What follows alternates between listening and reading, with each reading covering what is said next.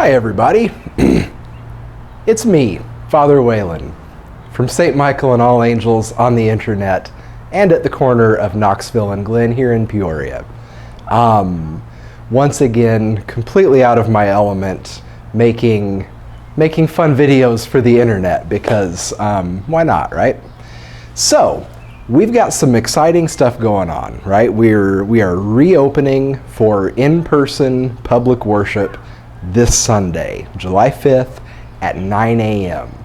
But because none of us have done church in a pandemic before, I wanted to give you just some pointers and some tips on what to expect when you come back to church on Sunday. Because again, unfortunately, it's not just going to be like it was 15 weeks ago when we were just going about our lives and not thinking about the coronavirus. So, where to begin? Let's begin with coming into the church building. The first thing you're going to notice when you get here on Sunday is that there are X's chalked on the sidewalk at 6 foot intervals, and there is going to be a table right here before you come into the church. The first thing we're going to have to do before we can even get through the front doors is allow our medical usher to zap us with the no contact thermometer. This is just standard procedure now. If your temperature is above 100.4 degrees, we won't be able to allow you into the building. Also, if you're showing any kind of symptoms, coughing, if your stomach hurts, if you feel like you've had, a cold or a flu or something like that, if you're not feeling well, just go ahead and stay home and rest. But assuming that you are feeling well and that your temperature is under 100.4 degrees, you will have your temperature taken. You will put your mask on. If you don't have a mask, I know I'm having a hard time remembering to bring mine. If you don't have a mask, we'll have some masks here, some disposables that you're more than welcome to have and use and while you're here in church with us. So we come, we get our temperature taken, we get our mask. Our greeter out here, our medical usher, will also keep track of who all attends. So if you're a regular member, we'll just check off on a piece of paper that you were here on Sunday, right? If you're visiting, we'll just ask for a first and a last name and a phone number. And again, this is all for contact tracing should anyone get sick.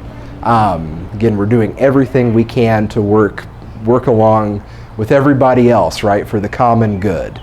We all want this thing to be done as soon as we can. So, we come, we have our temperature, we put our mask on, we're checked off on the box that we're here, and then we're ready to enter into the church.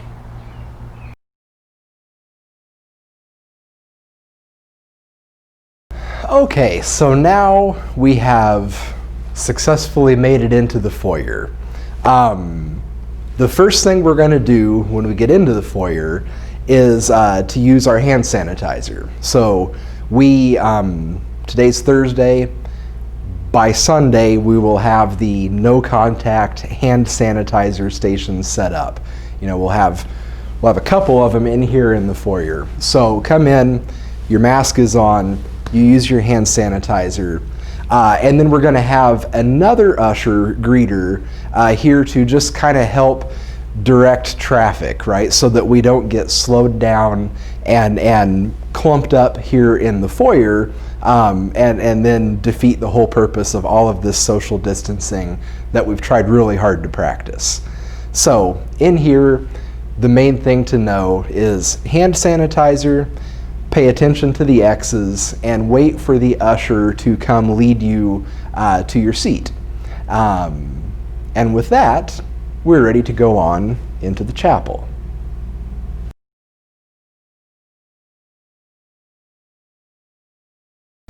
in the chapel.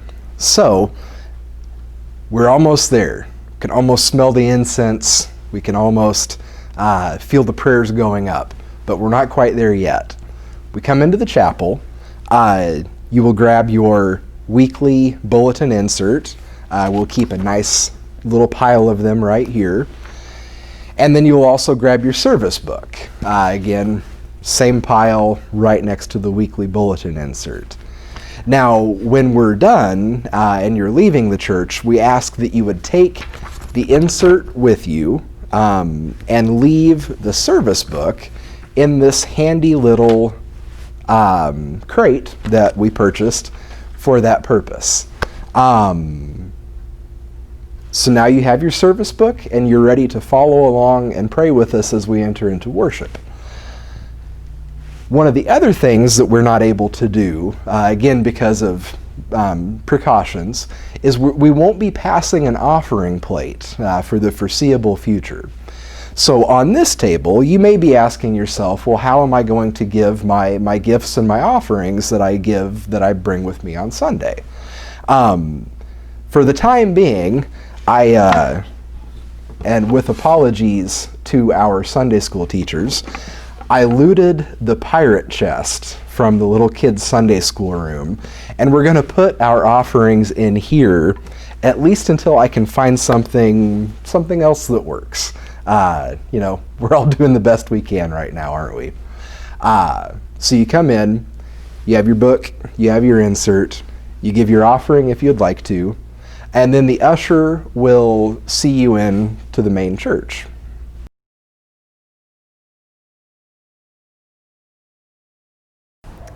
Now at last, we're ready to have our seat.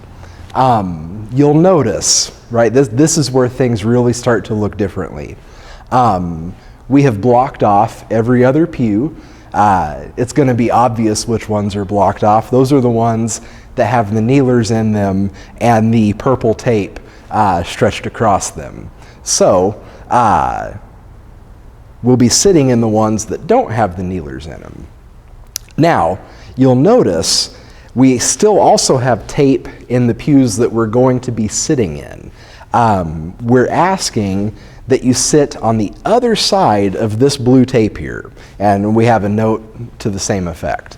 The idea is that we taped off 3 feet on this side of the pew, 3 feet over there on that side of the pew, and this will again help to maintain and ensure all the necessary social distance so that we are staying appropriately spaced.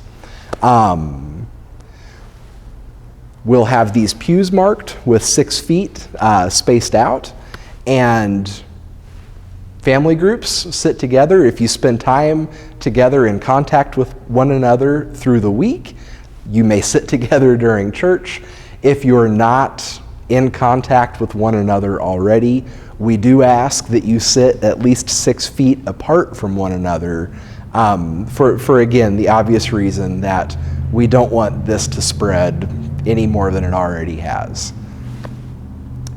While you're in your pew, you'll be doing what we normally do when we're in church together, right? We'll be praying together and worshiping. We won't be able to sing, not quite yet. The information that I'm getting sounds like even with masks on, it's not the safest thing. But we'll be here to pray. Thinking through the service, everything's going to be as normal as it can be. We're going to come to the peace. And obviously, right, we can't be physically passing the peace to one another. But I know we miss each other. So here's what we're going to do. When it comes time for the peace, we'll all stay in our pews and we can greet the people, in front of us, and we can turn around and we can greet the people behind us, and we can, you want to wave, you want a peace sign, you want a nice little bow, the choice is up to you.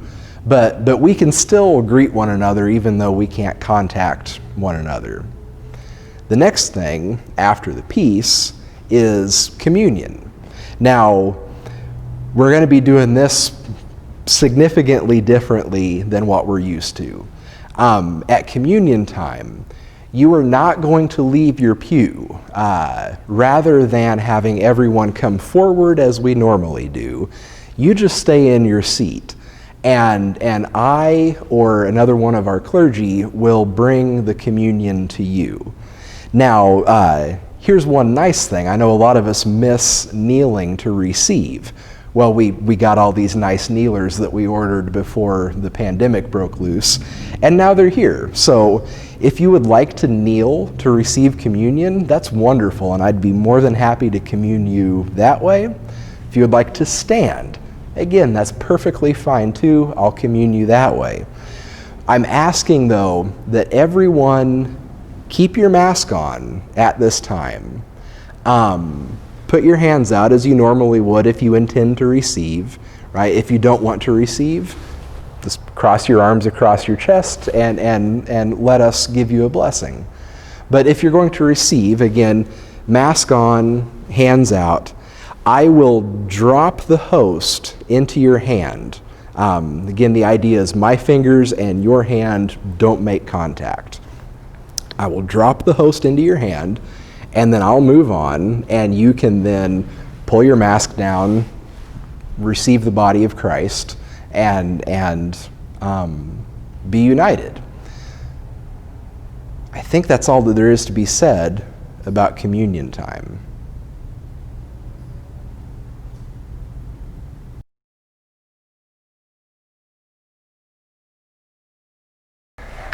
Okay, so we have gathered.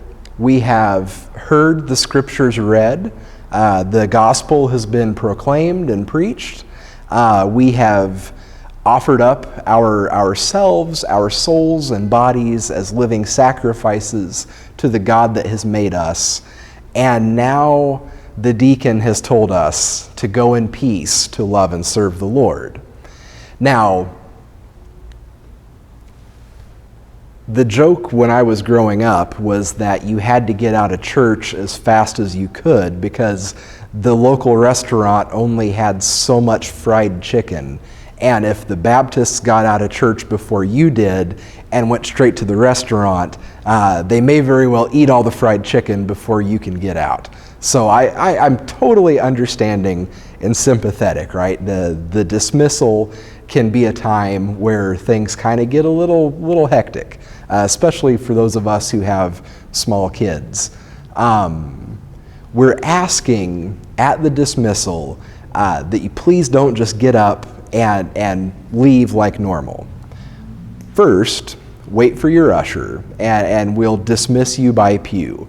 The idea is that we want to avoid traffic jams, because again, traffic jams defeat all the work that we put into the social distancing precautions. So we don't want to get jammed in the chapel, and we don't want to get jammed up in the foyer. So the best way, I think, to try to do this is to dismiss by rows. So again, if I'm not doing that, one of our other clergy will, or one of our ushers will. We're kind of figuring this out as we go. But wait in your seat until you're dismissed. When you are dismissed, again, here's what might be the most important thing. Keep moving, right? I know we miss each other, and I miss you terribly, right? The burden of being your pastor and not being able to spend time physically together, it's hard. And I know, again, you guys have relationships that you have built over years and decades, and those are deeply, deeply important. But please, for the sake of the common good, we can definitely visit after church, but we're not going to visit in the chapel, and we're not going to visit in the foyer. We are going to have some space marked off in the parish hall where you can come in and have a seat and visit. Again, you're going to be seated 6 feet away from the people that you're visiting with, but it's better than the way we visited last Sunday.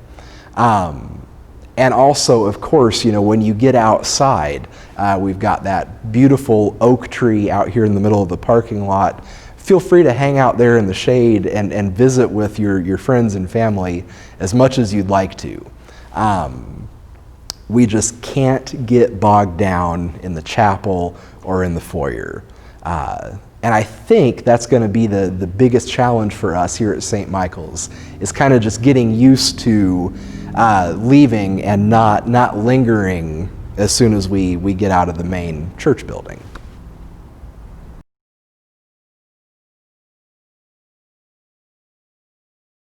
All right, friends. Well, I think that's everything for coming back to church in a time of pandemic.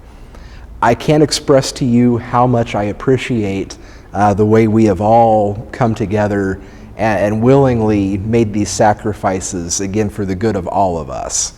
I appreciate how much you have been patient, how open you have been to trying new things. And I just want to leave you with this.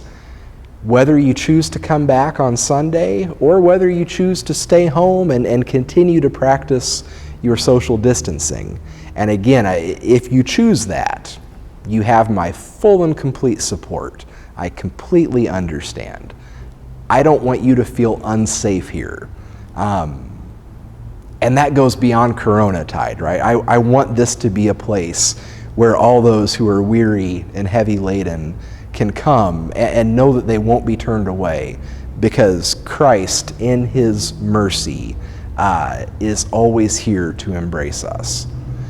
So friends, I appreciate all your patience. I appreciate your grace.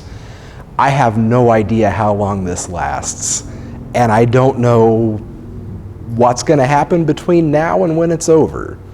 But the promise that Christ gives us is that he will be with us always, even to the end of the age, even when our seminary-trained priests are trying to learn how to be videographers, even when we have to stand in line and space out, even when the world seems to be going crazy.